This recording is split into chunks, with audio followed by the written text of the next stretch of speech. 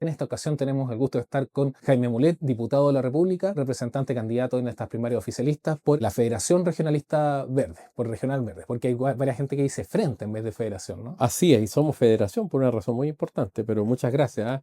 Muy buenos días, un gusto estar acá. Bueno, Jaime, lo primero, para partir, hay muchas cosas de las que conversar, pero hay gente en redes sociales, gente sobre todo en lo que ha sido el transcurso de las primarias, que ha criticado su candidatura, dice que no está siendo competitiva por la aparición en las encuestas, y hay algunos que lo acusan de que no va a la presidencial, sino que es más por un cupo senatorial o parlamentario. ¿Qué le dice a esas personas? Que no me conoce. Respecto a lo primero, es una campaña competitiva, es una campaña que parte efectivamente la más desconocida de todos. Yo parto con un nivel de conocimiento cerca del 25%, recién voy en el 45%, y partimos con 2 puntos y ya estamos en los 12, 13, 14 puntos y quedan 2 semanas. De manera que es una campaña competitiva y no descartamos ganar esta campaña sin perjuicio que obviamente, siempre lo hemos señalado, un desafío. Yo no voy por una transacción, para eso está el PPD, está el Partido Radical, que se dedican a transar todo, nosotros no. Y yo lo he dicho una y otra vez, nosotros vamos a la presidencial porque tenemos una propuesta, una idea de país, y estamos en eso. Y si yo no gano, voy a seguir trabajando por este proyecto, desde donde sea, no sé de dónde, si desde el Parlamento o no, o desde el partido, pero es un proyecto nuevo, es un partido político nuevo, es un partido político del siglo XXI, que tiene 20.000 militantes, que está en las 16 regiones del país y que está en una campaña presidencial con propuestas nuevas, diferentes de las personas que hoy día competimos. Eso le puedo responder.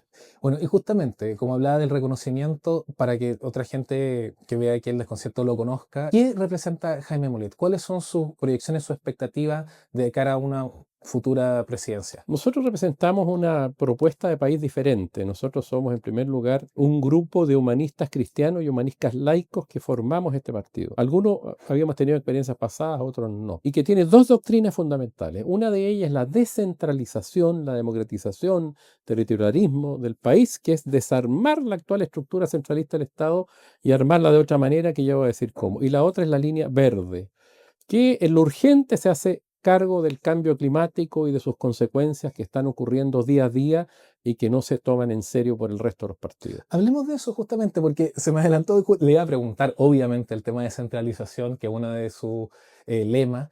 ¿Qué le ha parecido lo que ha hecho el gobierno hasta el momento en materia de descentralización y cuáles son los desafíos a nivel estatal todavía que nos quedan en este camino? El gobierno no ha hecho nada en descentralización, no cumplió los compromisos que tenía en esta materia, que era terminar con los delegados regionales, que era, como dijo el presidente Boris cuando asumió, yo voy a terminar con menos poder que cuando asumí, o sea, más poder las regiones, lo que no es cierto. Ha terminado con más poder él y menos poder las regiones. Hay cosas que se han recentralizado, el manejo de recursos. Y lo que hay que hacer es exactamente lo contrario. Primero tener convicción y entender que esto no es un capricho, esto es una forma de gobernar distinta que le permitiría al país desarrollarse mejor, más equilibrado social, ambientalmente, económicamente, territorialmente. Y eso es lo que nosotros, o una de nuestras vertientes, la regionalista, territorialista. Y por eso que para nosotros es muy importante y somos distintos. Los partidos tradicionales son todos centralistas. Todos hacen en Santiago, incluso mandan candidatos de aquí, de senadores, para cualquier lado del país. No respetan al país. Nosotros respetamos al país y somos la voz de todas las regiones, incluida la metropolitana, donde estamos grabando esta entrevista, ¿cierto? Porque en la región metropolitana hay 4 comunas que concentran el poder político y económico y el resto les pasa lo mismo que las regiones. La Pintana, Conchalí, Renca, San Bernardo, Pudahuel, Puente Alto, Maipú, tienen los mismos problemas en las regiones. Por eso que nosotros los representamos a ellos y tenemos que hacer esa transformación. Volviendo justamente al principio, cuando hablamos de la Federación Regionalista Verde, ¿hay un espíritu federalista? ¿Cree que hay una posibilidad de avanzar en esa línea? ¿Cómo lo visualiza? Somos federalistas y se llama Federación Regionalista fundamentalmente porque nos damos un trato federado entre las distintas regiones que componen nuestro partido, las 16. Partimos con 4 primero, 5 y hoy día ya estamos en todo Chile.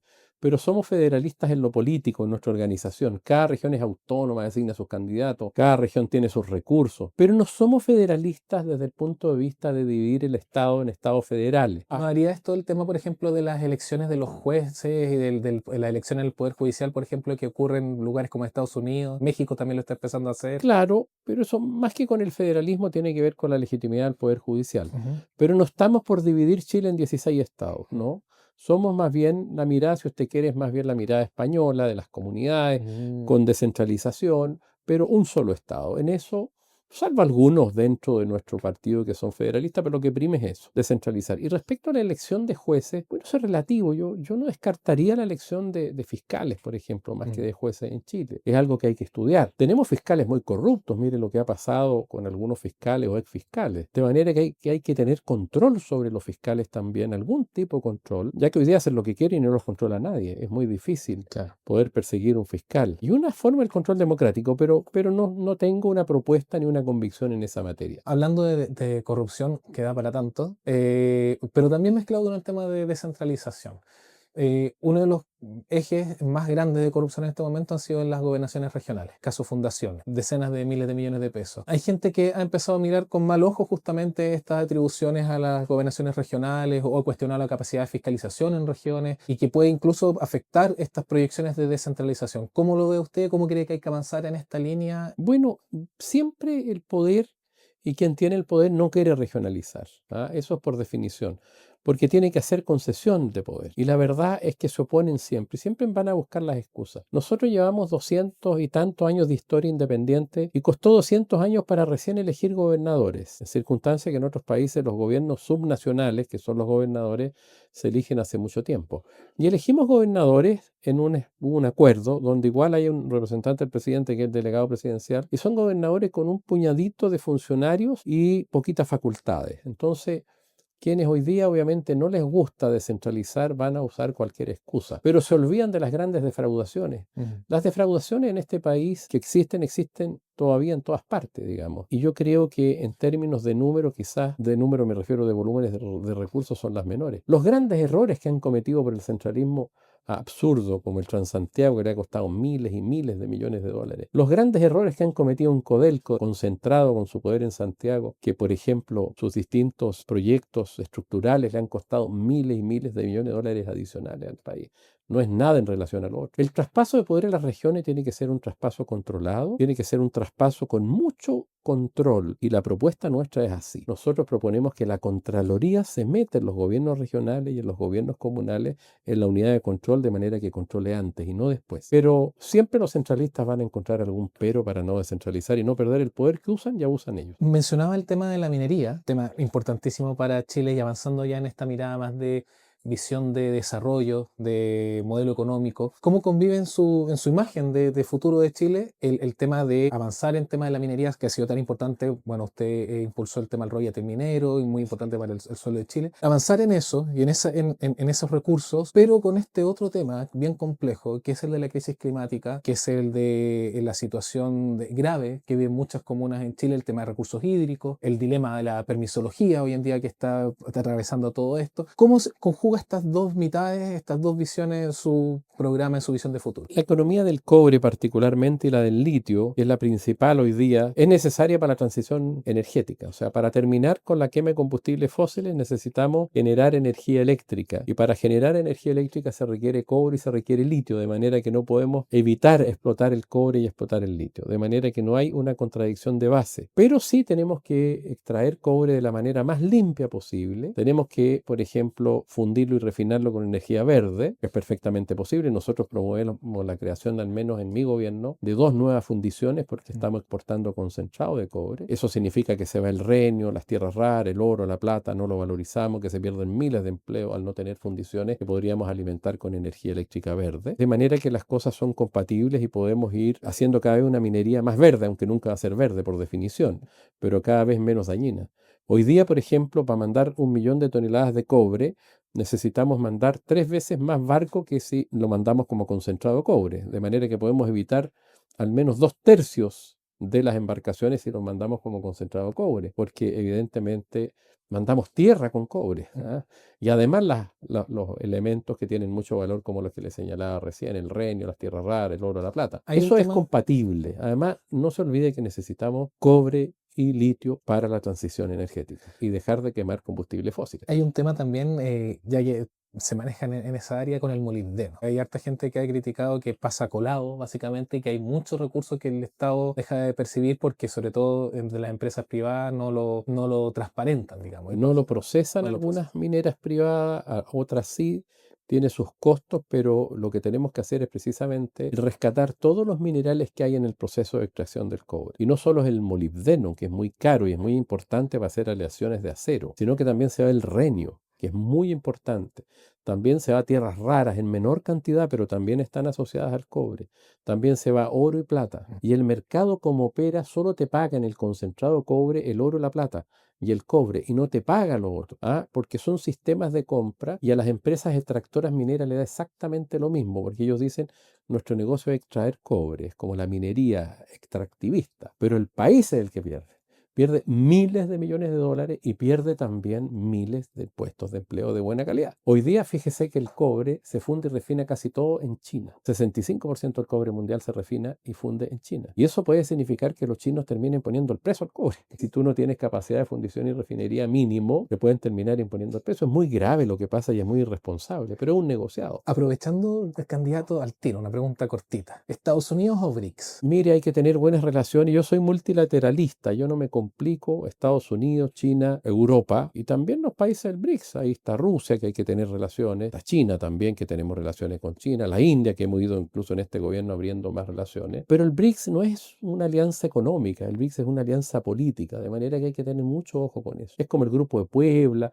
Hay otros grupos que más bien tienen aspectos ideológicos comunes. Entonces hay que andar con cuidado.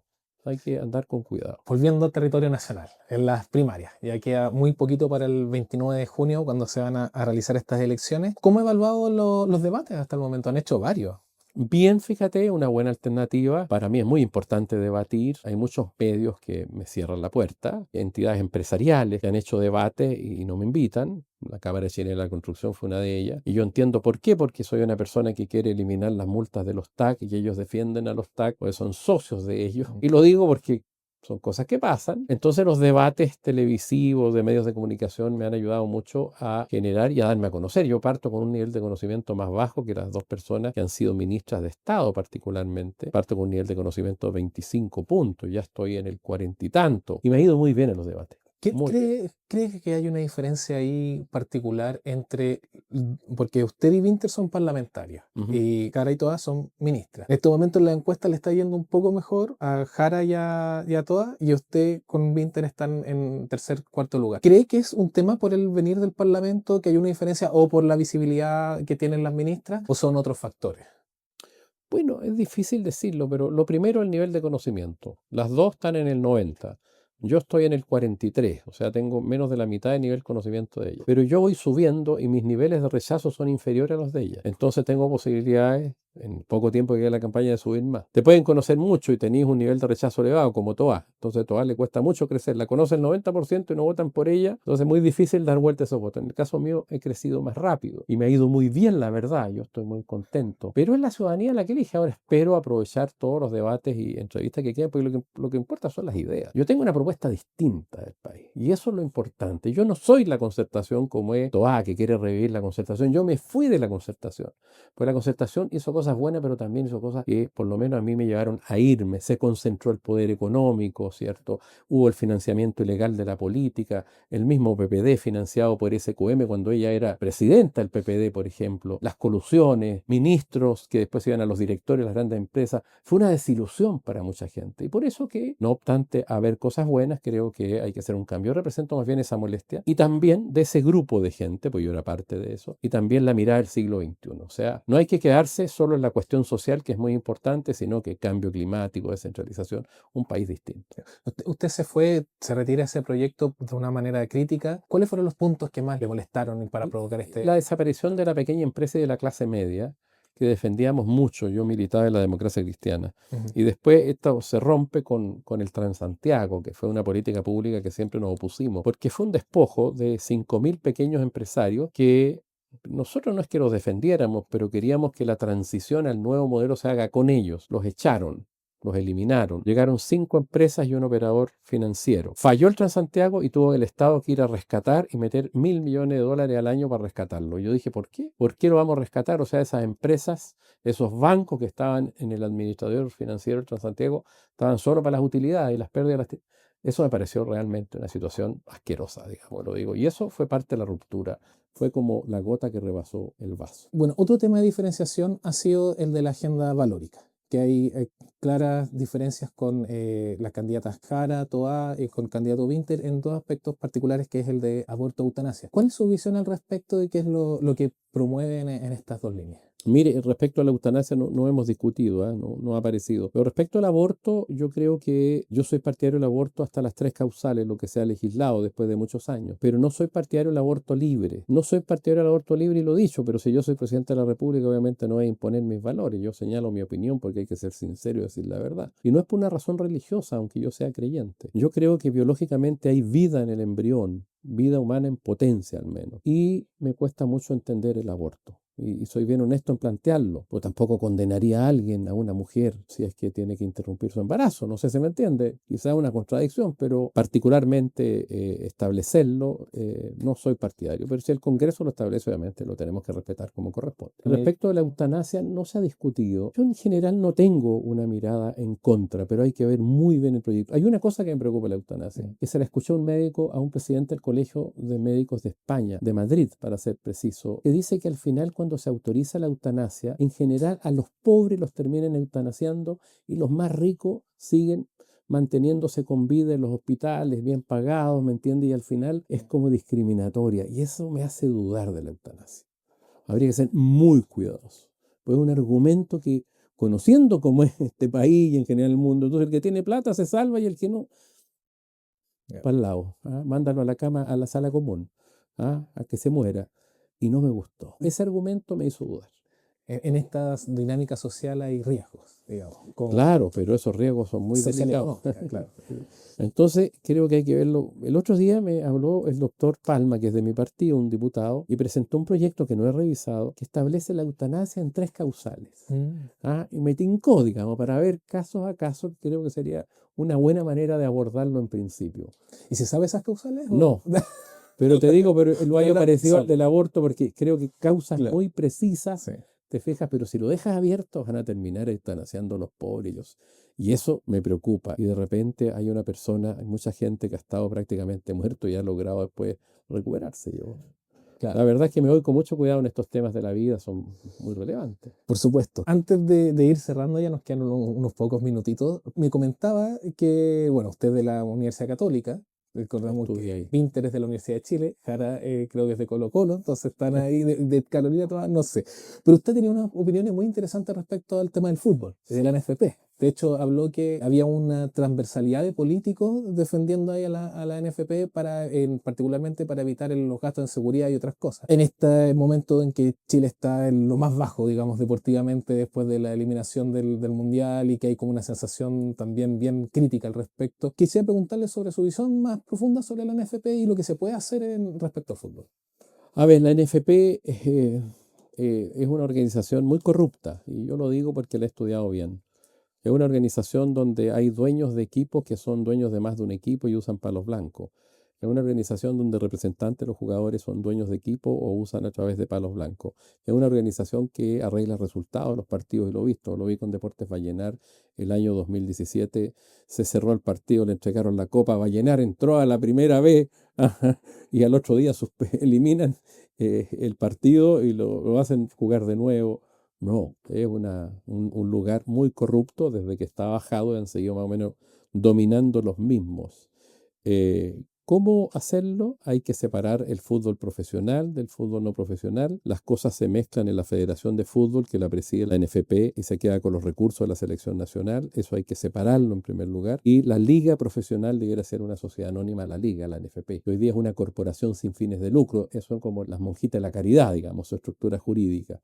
Entonces hay que cambiarlo absolutamente y transparentarlo. Es una institución que se quedó en el siglo XX. Todo cambió, las sociedades anónimas, incluso los partidos políticos, transparencia, con todos los problemas que hay, pero no los controla nadie. Yo me demoro 6 meses y la arreglo, si soy presidente de la República. Tengo claro lo que hay que hacer. Y en esa misma línea, para ir cerrando ya, un mensaje a las personas que están indecisas, que todavía están viendo por quién van a votar en estas primarias del 29 de junio, la cámara es suya. Bueno, yo le agradezco en primer lugar al desconcierto de la entrevista. Mire, les diría que hay una posibilidad nueva. Quizá yo no tan nuevo, pero una posibilidad nueva en estas elecciones. Se puede ganar. Estamos haciendo un gran esfuerzo con ideas del siglo XXI. tratando de reencontrar el alma de Chile, entendiendo que tenemos que preocuparnos del cambio climático, las urgencias que las pagan siempre los más débiles, que el país tiene que crecer, pero también tenemos que respetar el medio ambiente, que tenemos que encontrarnos los chilenos, eso que yo hablo repitiendo a una persona a quien yo quise mucho, que fue el cardenal Silva Enrique, volver al alma de Chile.